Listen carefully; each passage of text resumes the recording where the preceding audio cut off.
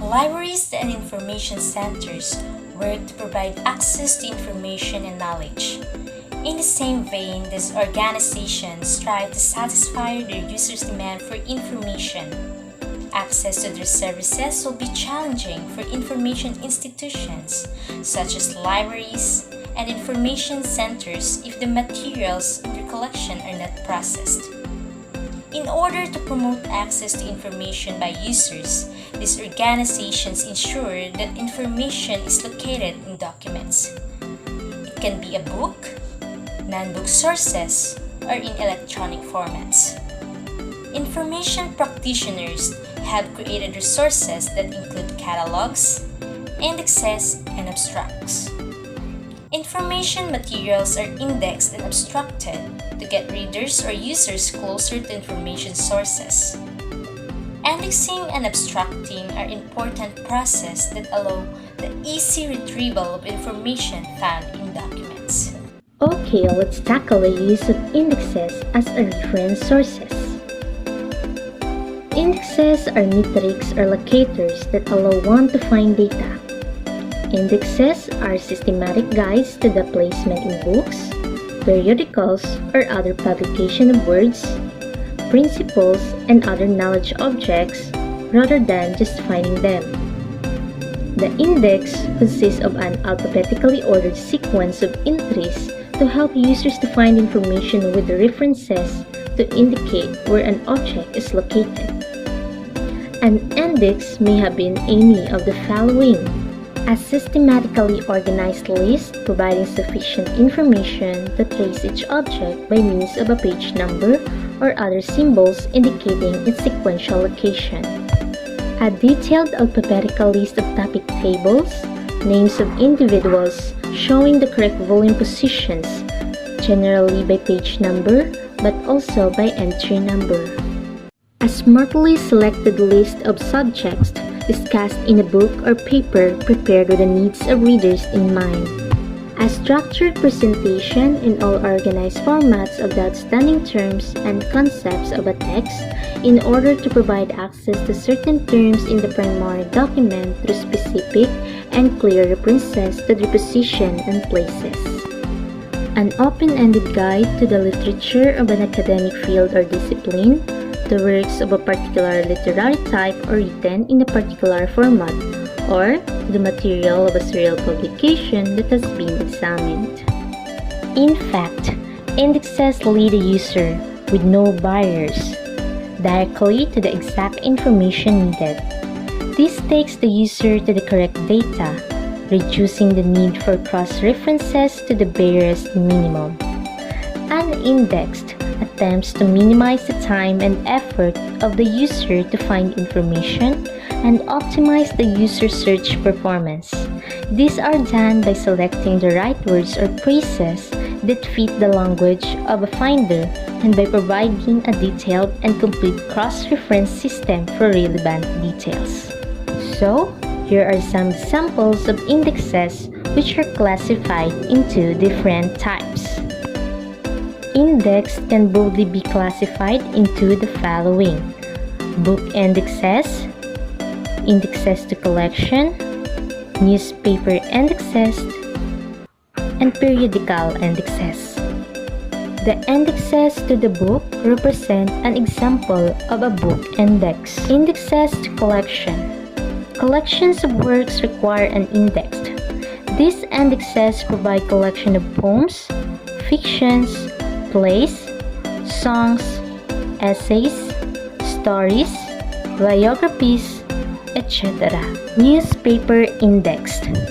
For historical study, these are especially important. Incidents may constitute the appeal, events, information of local, national and foreign interest from day to day. Current newspapers are useful in providing day-to-day data on different topics and back issues for use in tracing the current situation and growth patterns. Therefore, some libraries preserve the bound archives of some journals, and some libraries maintain paper-cutting files of important news events due to shelving and preservation problems. However, it is difficult to maintain. Periodical indexes. These are regular issues which compile articles of periodicals. They are the most important bibliographical tools for controlling periodical literature.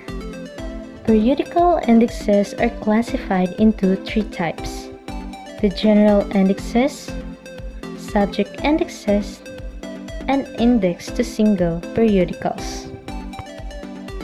To easily understand how to use the indexes, we have here some situation on how to find the things or information you need using indexes. You survey the index and notice that it contains several pages of small print with lots of names of people, places, bottles, events, and topics. Some entries have subtopics beneath them. Under Army Union, for instance, you see subtopics like mobilization, organizations, and discipline. Your first question asks, where in the book would you find information about the Battle of Gettysburg? You turn to the B section, hoping to see an entry for Battle of Gettysburg. Oh no, it's not there. Now what? You decide to try the G section, and there it is, Gettysburg Battle of on pages 150 to 170. Congratulations! You've learned something important about selecting a keyword. Index entries are usually listed under the most important word in a phrase. You turn to the next question. What kinds of information does the book contain about John C. Fremont? You look up Fremont John C., remembering that people are listed under the last names, and discover subtopics that provide information about Fremont's time in California, his commands in Missouri and West Virginia, and his presidential bid. Get it? For the last question asked, where would you find information about USS Grant's participation in the capture of Fort Donelson? Using what you've learned from the last two questions, you look up Fort Donelson. The index lists several pages that discuss Fort Donelson, but there's nothing specifically about General Grant. You decide to look up Grant Ulysses S to cover all your bases, and sure enough, you find a subtopic under the entry that says Capture of Fort Donelson and points you to pages 110 to 111. Now, you see that sometimes you have to look up more than one entry to find the information you need. Trivia of the day. Do you know that according to the ResearchGate by Professor Neran Aditoro, Department of Library and Information Science, Thai Solarin University of Education, Nigeria, indexes are needed to provide effective shortcuts to needed information. Without an index, the retrieval of information will be difficult. Access to information in print and non-print materials would be impossible without indexes. Almost all documents need to be indexed. The different information sources housed in libraries are indexed. Governments, private organizations, and education systems, etc. All work with complex and extensive documents, and any indexes system can easily provide access to this information. Indexes are needed for any collection of information. If there are no indexes, society may probably come to a standstill. Indexers go through a document without missing anything and help the user to cut down dramatically on the items he or she has to examine. An index separates the wet from the chopped and sorts the wet down to a handful of desired items. Indexes are needed also because they add value to documents. It helps users to find documents and ensures the increased usage of documents.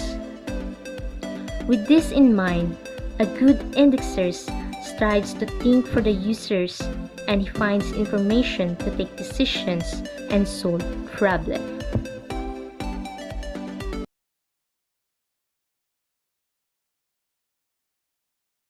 Let's talk about the next topic, the abstract.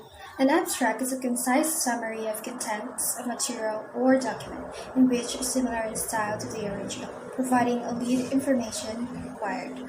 Abstracts are written by an author, professional abstractor, or a subject specialist. Abstracts are produced to reduce the effort and time expended by users in searching and finding facts from a large output of research and other materials, information by providing a summary of contents of the documents.